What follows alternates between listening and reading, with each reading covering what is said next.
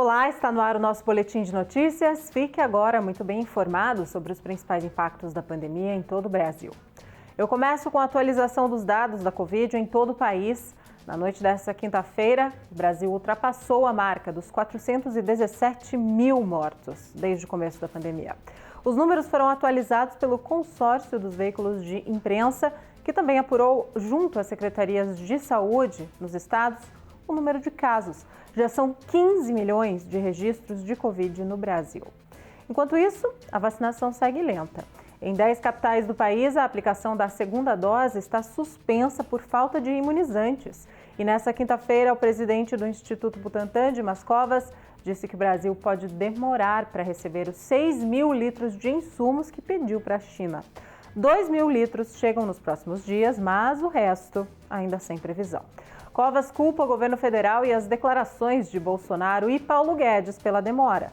Na quarta, Bolsonaro sugeriu que a China criou o vírus em laboratório e o Guedes disse a mesma coisa na semana passada.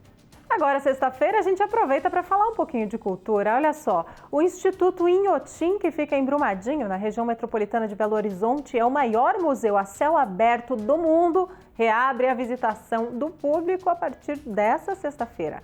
O espaço estava fechado desde o dia 12 de março por causa do agravamento da Covid-19 em Minas Gerais e a implantação da onda roxa em todo o estado.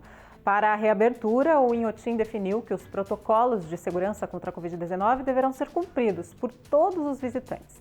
Para isso, vários espaços terão um número limitado de visitas.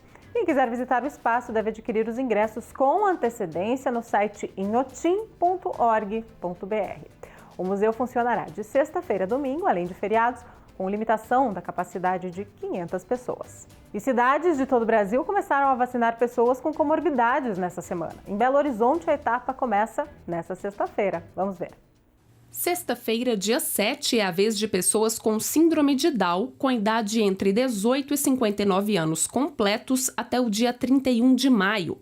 Pessoas com deficiência permanente beneficiárias do programa Benefício de Prestação Continuada de 55 a 59 anos completos até o dia 31 de maio, gestantes e puérperas até 45 dias após o parto com comorbidades, a partir de 18 anos completos até dia 31 de maio. Pessoas com doença renal crônica em terapia de substituição renal, a diálise, de 18 a 59 anos completos até o dia 31 de maio. No sábado, dia 8, são pessoas com comorbidades de 59, 58 e 57 anos completos até o dia 31 de maio. Na segunda-feira, dia 10, pessoas com comorbidades de 56 e 55 anos completos até 31 de maio. No Amazonas, a semana também foi de nova etapa da vacina. O estado iniciou o cadastramento para a imunização de trabalhadores da educação e pessoas com deficiências permanentes. A reportagem é da TV Encontro das Águas. Começou nesta quarta-feira, dia 5 de maio, o cadastramento para vacinação contra a Covid-19 de trabalhadores da educação e pessoas com deficiência permanente. Eles fazem parte dos próximos grupos prioritários, conforme definido pelo Plano Nacional de Operacionalização da Vacinação. Estão contemplados na categoria Trabalhadores da Educação os professores e demais servidores que atuam no ensino básico, creches, pré-escolas, ensino fundamental, ensino médio, profissionalizante e de jovens e adultos, e os que atuam também no ensino superior.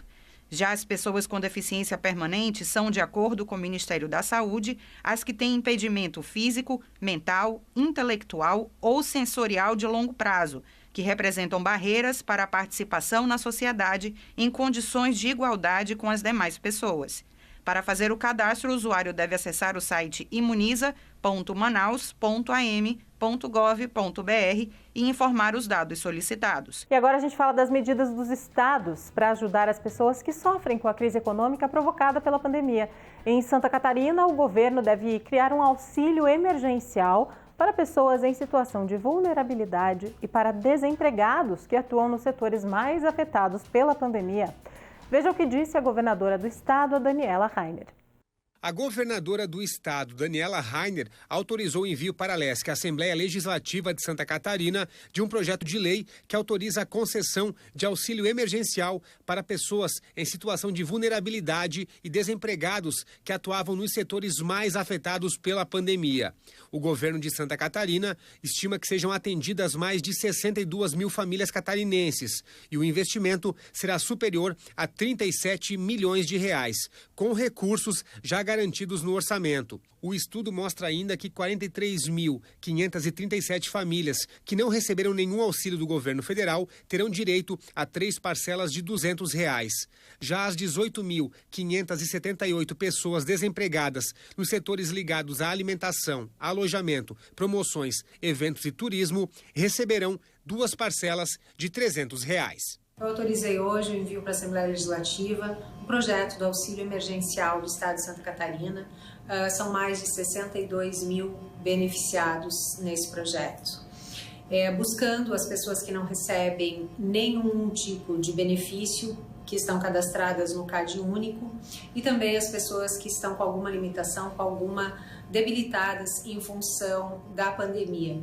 E aí são setores voltados à alimentação, eventos, ao turismo, que foi o setor mais prejudicado com a pandemia. A governadora disse ainda que o estado continua os investimentos no setor de saúde e também na busca por vacinas. Ao mesmo tempo, estamos fazendo um investimento pesado na saúde, cuidando da sanidade, da segurança, buscando a retomada da economia, buscando esse equilíbrio entre saúde, desenvolvimento econômico e social do nosso estado e também focando muito, buscando muito a agilização na vacinação. No domingo, 9 de maio, é comemorado o Dia das Mães e no Piauí, a Prefeitura de Teresina deu início à limpeza dos cemitérios da capital. A ação é para reparar os locais para a visita das famílias. Confira mais detalhes na reportagem da TV Assembleia do Piauí. Nos cemitérios, tudo já está sendo preparado. Logo na entrada, foram instaladas pias para lavagem das mãos e dispensadores com álcool em gel. No domingo, os cemitérios vão estar abertos a partir das 7 da manhã. As sepulturas, elas são de responsabilidade dos familiares. Naturalmente, já existem umas senhoras que fazem esse tipo de limpeza, porque tem jardinagem, algumas colocam flores, e elas já pagam aquelas senhorinhas que tomam de conta, né? Quanto ao geral, a gente fez toda a limpeza, né? Que foi a capina, a poda, e agora no final, já agora sexta-feira, nós estaremos fazendo a pintura do muro e das partes administrativas e do cruzeiro. A gerente de vigilância sanitária alerta sobre o respeito aos protocolos sanitários.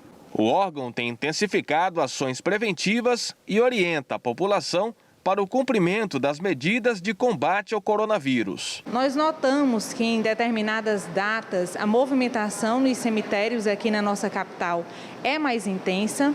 Então, nossas equipes de fiscalização orientaram ao longo da semana a administração dos cemitérios da nossa cidade para que ficassem cientes em relação a todas as normas que devem ser obedecidas. Exigência do uso obrigatório de máscara pelos visitantes, disponibilizar álcool 70 na entrada, controlar o fluxo de pessoas e não permitir aglomerações. Outra orientação é de que as pessoas que tiverem sintomas gripais não devem se dirigir aos cemitérios. Sabemos que é um momento muito íntimo das famílias, que nós devemos respeitar, porém estamos em pandemia. Aquelas pessoas que tenham sintomas respiratórios não devem se dirigir aos cemitérios e as pessoas que forem fazer a visitação aos seus entes já falecidos devem obedecer todas as normas e garantir o distanciamento e o menor número de membros da família possível. Aproveito também para lembrar que é um momento em que deve-se evitar o contato físico,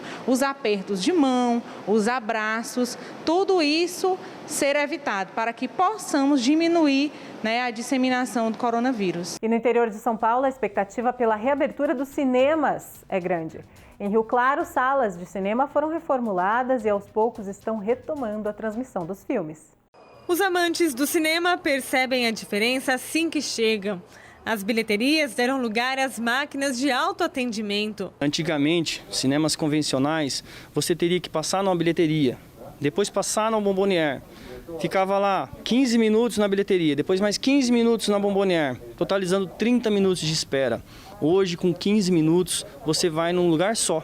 Uma fila só, você compra pipoca, refrigerante, seu doce e de lá mesmo direto para a sala. São 5 salas que vão permitir que cerca de 700 pessoas assistam aos filmes na telona simultaneamente. Mas isso só quando a pandemia terminar.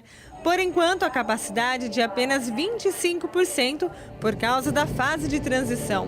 E vários protocolos são adotados para manter a proteção contra o coronavírus. Nossos funcionários estão treinados para chegar no cinema, lavagem das mãos, sanitização das mãos a cada 1 hora.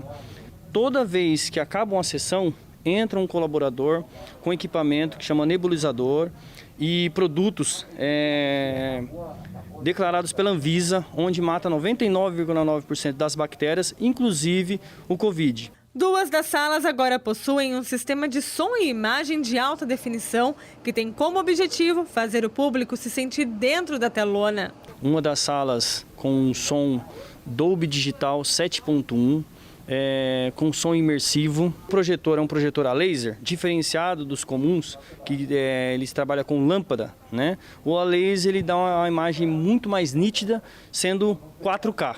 Essa opção cultural deve fazer com que pessoas de cidades vizinhas a Rio Claro, que não têm esse tipo de atração, venham até aqui para prestigiar a 7ª arte.